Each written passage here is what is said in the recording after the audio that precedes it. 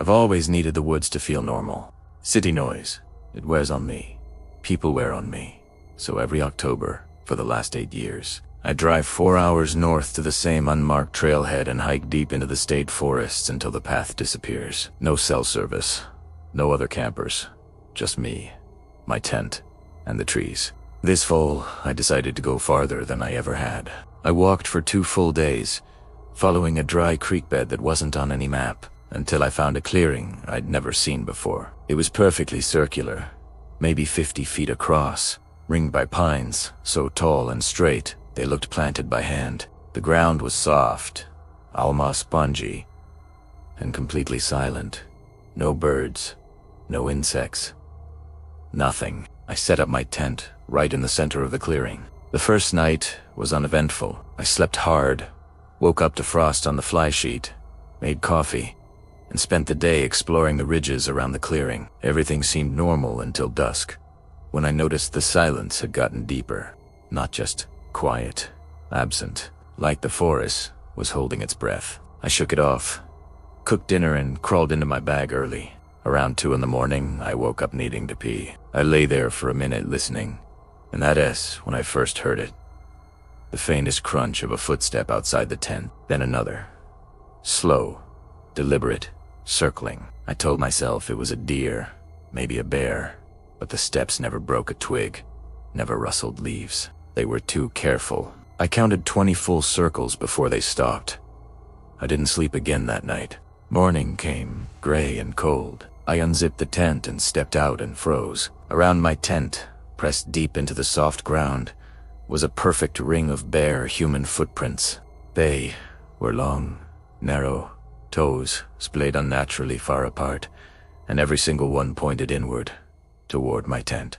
The circle was maybe 15 feet across. I hadn't heard anyone approach, and I'm a light sleeper. I took photos, told myself kids playing a prank even though I was miles from any road, and spent the day trying to ignore the churn in my stomach. That second night I kept my headlamp on low inside the tent so I could see shadows. The footsteps started again at the same time exactly.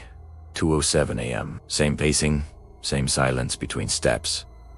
But this time, they were closer. 10-foot circle.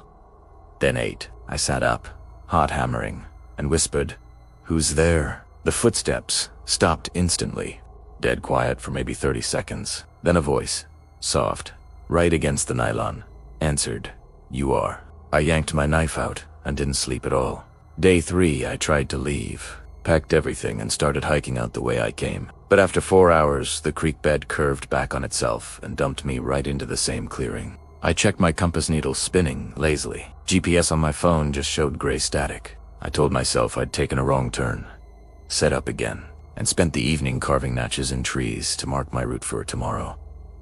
That night, the footsteps didn't come. Instead, something started whispering my full name first, middle, last, over and over.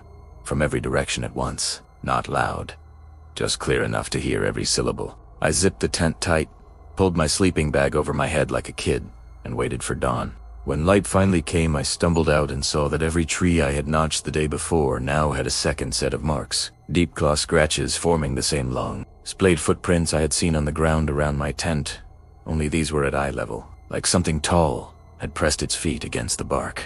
I spent that day in full panic mode, bushwhacking in straight lines, using the sun to navigate. Didn't matter. By late afternoon, I was back in the clearing. My tent was already pitched, exactly where I'd left it. But my pack was open and everything rearranged. Worst part, my journal was on top. Flipped to a fresh page. On it, in my own handwriting but with letters pressed way too hard, was written, "Stop trying to leave. You chose this place." I haven't slept properly since. Every night, now, the voice gets closer, more familiar. It knows things. My childhood dog's name, the fight I had with my sister the week before I left, the lie I told my boss about being sick. It repeats them back to me like we're old friends catching up. Last night it told me it's almost ready, that soon I'll understand why the clearing is empty and why nothing grows in the exact center except that soft, dark soil. I am recording this on my phone because the battery is almost dead and I want someone to know what happened if I done to make it out. It's quiet right now. too quiet. The fog is thicker than I be ever. Shannon rolling in slow waves across the ground. Wait. I think I just saw something between the trees at the edge of the clearing, standing perfectly still. Watching. Hold on. It's not between the trees anymore. It's right outside the tent, and it's using my voice to call my name. What do you think happened to this hiker? Comment below. Thank you for watching. Please like and subscribe.